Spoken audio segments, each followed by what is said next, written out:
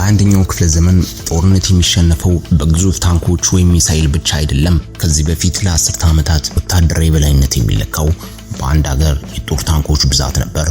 ሩሲያ በዓለም ላይ እንደ ቲ72፣ ቲ80 እና እንደ ዘመናዊው ቲ90 ግዙፉን የታንክ ሰራዊት ይዛ ወደ ዩክሬን ስትገባ ዓለም በጥቂት ቀናት ውስጥ ጦርነቱ ያልቃል ብላ ነበር። ነገር ግን ታሪክ ተቀየረ። ዩክሬን ያሳየችን ሀቅ ቢኖር አንድ የ4 ሚሊዮን ዶላር ታንክ በ$500 ድሮን ሊጋይ እንደሚችል ነው። ይህ አሲሜትሪክ ዋርፌር ዛሬ ጦር ሜዳውን እየተቆጣጠሩት ያሉት በጥቂት ሺህ ዶላሮች የተሰሩ መዳፍ የሚያክሉ ትናንሽ የአየር ላይ ነፍሰ ገዳዮች ናቸው። ዩክሬን በዓለም ታሪክ ለመጀመሪያ ጊዜ ድሮን ሰራዊት በማቋቋም ጦርነት ትርጉምን ቀይራለች። ዩክሬን ድሮን እንደ ተጨማሪ መሳሪያ ብቻ አይደለም የተጠቀመችው።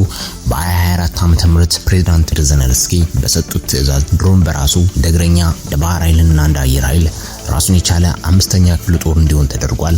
ይህ ማለት ራሱን የቻለ በጀት አለው፣ ራሱን የቻለ ጥናትና ምርምር ክፍል አለው። በሺዎች የሚቆጠሩ የድሮን አብራሪዎች በልዩ ሁኔታ ይሰለጥናሉ ማለት ነው። ይህ ውሳኔ ዩክሬንን በቴክኖሎጂ ከሩሲያ እንድትቀድም አድርጓታል።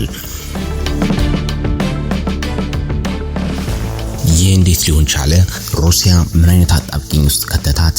የዩክሬን ሲቪል ማህበረሰብና ቴክኖሎጂ ባለሙያዎች ትብብር፣ ተራ ሶፍትዌር መሐንዲሶች ወደ ጦር ግንባር በመሄድ የድሮን ኮዶችን ይጽፋሉ። ይህ ለሩሲያ ትልቅ አጣብቂኝ ነው።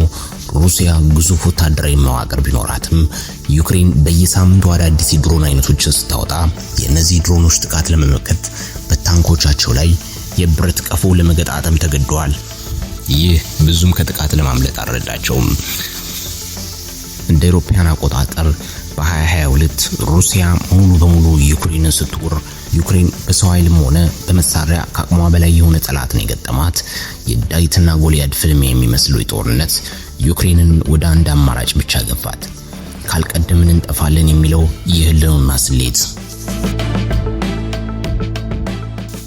የዩክሬን መከላከያ ሚኒስቴር ዩናይትድ 24 የተባለው የገቢ ማሰባሰቢያ ተቋም አርሚ ኦፍ ድሮን የሚል ፕሮጀክት ቀረጹ። ተራ ድሮንን ወደ ተዋጊነት መጀመሪያ ላይ እንደ ዲጄ ማቪክ ያሉ የፎቶግራፍ ድሮኖች ለስለላ ያገለግሉ ነበር። በኋላ ግን በእጅ የተሰሩ ቦምቦች እንዲጥሉ ተደረገ። ኤፍፒቪ ፈርስት ፐርሰን ቪው አብዮት ተጀመረ። አብራሪው መነጽር አድርጎ ድሮን የሚያዩን እያየ ልክ እንደ ካሚዜ ራሱን ታንክ ላይ እንዲያፈነዳ ማድረግ ተጀመረ።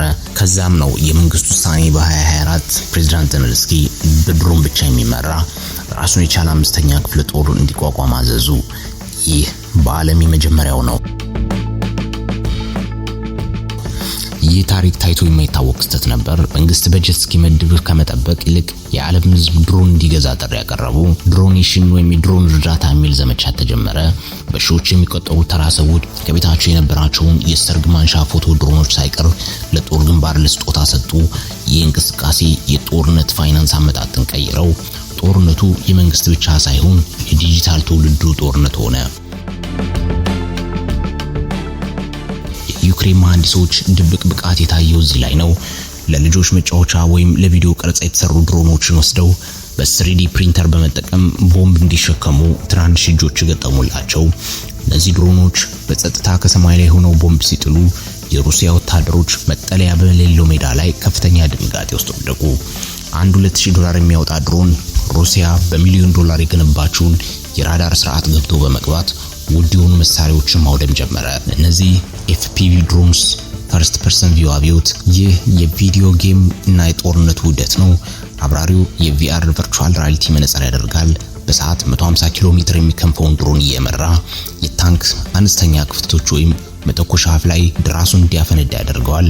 ይህ ስልት ሚሳኤል የማይደርስበትን ቦታ ለመምታት አስቻለ። አብራሪው ከጠላት 10 ኪሎ ሜትር ርቆ ጠላትን መደምሰስ ይችላል ማለት ነው። ይህ ውሳኔ ዩክሬን በወታደራዊ ሳይንስ መሪ ያደረጋት። አሁን ዩክሬን በየወሩ ከ50,000 በላይ ኤፍፒቪ ድሮኖች ማምረት አቅም አላት። የራሷን ድሮን ጀነራሎችና የድሮን አካዳሚ መስርታለች። ይህ እርምጃ እንደ አሜሪካና ቻይና ላይ ያሉ ሀያላን ሀገራት ወታደራዊ መዋቅራቸውን በድጋሚ እንዲፈትሹ አድርጓቸዋል። ይህ ቴክኖሎጂ ሽግግር ዩክሬንን ከጥፋት የታደጋት ብቻ ሳይሆን የሩሲያን ግዙፍ የጦር ማሽን ያወደመ ዲጂታል ሰይፍ ሆኖላቸዋል።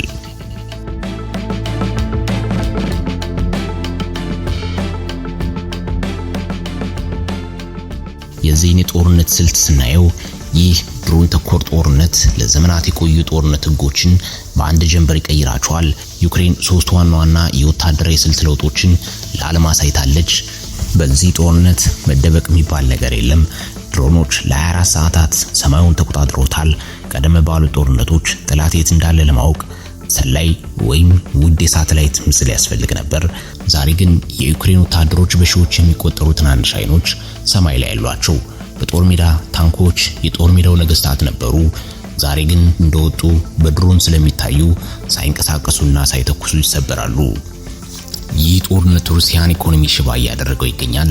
አሁን የሩሲያ $7 ሚሊዮን የሚያወጡ T-90 ታንኮች በዩክሬን $500 FPV ድሮኖች ሲወድም ማየት የዘመኑ አዲስ ክስተት ሆኗል። ሩሲያ አንድ ታንክ ሰርታ ለማውጣት ወራትን የሚፈጅ ጊዜና ሚሊዮኖችን ታወጣለች። ዩክሬን ግን በታንኩ ዋጋ 14000 FPV ድሮኖችን ማምረት ትችላለች። ሚሳኤሎችን ለማምረት ትላልቅ ፋብሪካዎች ያስፈልጋሉ። ድሮኖችን ግን በማንኛውም ትንሽ ክፍል ውስጥ በ3D ፕሪንተር ማምረት ይቻላል። ይህ ለሩሲያ ጦርነቱን አድካሚ፣ ለዩክሬን ቀላል አድርጎላታል። ዩክሬን በዚህ ብቻ አልተገታችም። ዩክሬን የባህር ኃይል ሳይኖራት በባህር የሚጓዙ ድሮኖች የሩሲያን የጥቁር ባህር መርከቦች አድብታ በመምታት ወደ ኋላ እንዲያፈገፍጉ በማድረግ የጥራጥሬ ምርቶቿን ወደ ዓለም የምትልክበት የባህር መስመር በኃይል አስከፍታለች። በሌላ በኩል የሩሲያ ምላሽና የኤሌክትሮኒክስ ጦርነት ሩሲያ ዝም ብላ አልተቀመጠችም። ዩክሬን በፈጠራ ብትቀድምም ሩሲያ በኢንዱስትሪ ብዛትና በኤሌክትሮኒክስ ጦርነት ኤሌክትሮኒክስ ዋርፌር ምላሽ ሰጥታለች። ኤሌክትሮኒክስ ጃሚንግ ወይም ሲግናል ማሰናከል ሩሲያ ድሮኖች አብራሪው ጋር ያላቸውን ግንኙነት የሚቆርጡ ግዙፍ የኤሌክትሮኒክስ ግንቦችን በግንባር ቀደምነት አሰልፋለች። ድሮኖችን ለማሰናከል እየቻለች ነው። በዚህ ላይ ግን ዩክሬንም እነዚህ ድሮኖች ፋይበር ኦፕቲክስ ድሮን እያደረጉ ዩክሬን ሩሲያን ሲግናል ማሰናከያ ስታሰልፍ ዩክሬኖች ድሮኖች ሲስተም ወደ ፋይበር ኦፕቲክ ገመድ በመቀየር አዳዲስ ድሮኖች ማምረት ጀምረዋል። እነዚህ ድሮኖች ኤሌክትሮኒክስ ሞገድ እንዳይሰበሩ ያደረጋቸው ነው። ሩሲያ ከኢራን ጋር በመተባበር የሻይ ድሮኖችን በብዛት እያመረተች የዩክሬን ከተሞችና የኃይል ማመንጫዎችን እየደበደበች ነው። የዚህ ጦርነት ጂኦፖለቲካዊ መልክ የዓለምን የንግድ ሰንሰለት ነክቷል። ቻይና አብዛኞቹ የድሮን አካላት፣ ሞተሮች፣ ቺፖች የሚመጡት ከቻይና ነው። ቻይና ሽያጩን ብትገደበው በሁለቱም ወገኖች አቅርቦት ይቸገራሉ። ዩክሬን ከጦርነቱ በኋላ የድሮን ቴክኖሎጂ ለዓለም የምታቀርብ ሚሊተሪ ቴክ ማዕከል መሆን ተስፋ አላት።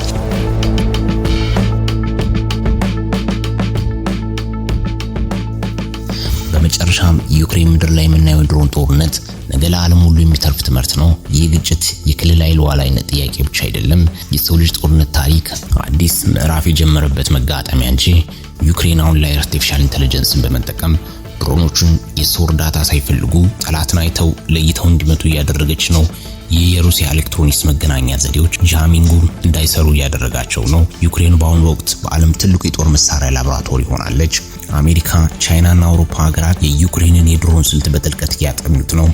ኔቶ ወታደራዊ ስልጠናዎች ሳይቀሩ በዩክሬን ልምድ ላይ ተመስርተው እየተቀየሩ ነው። ለወደፊት ትላልቅ የጦር መርከቦችና ታንኮች ቦታቸውን ለሺዎች የሚቆጠሩ ትናንሽና ርካሽ ድሮኖች ሊለቁ እንደሚችሉ ይህ ጦርነት ትልቅ ፍንጭ ሰጥቷል። ይህ ጦርነት ሲያበቃ የዓለም ወታደራዊ መዋቅር እንደ ትላንቱ አይሆንም።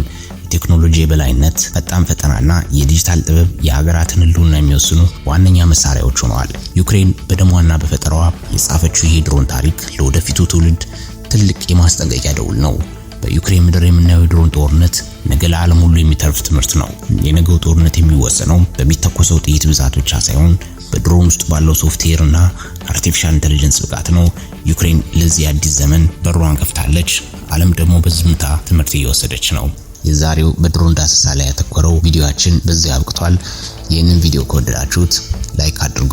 ቪዲዮውን ሰብስክራይብ በማድረግ አዳዲስና ወቅታዊ መረጃዎች በየጊዜው እንዲደርሷችሁ ማድረግ ትችላላችሁ። ይህን ቪዲዮ ለሌሎች ሰዎች ሼር በማድረግ ቪዲዮ ለብዙ ሰዎች እንዲደርስ ማድረግ ትችላላችሁ። ስለተከታተላችሁኝ አመሰግናለሁ። መልካም ቆይታ።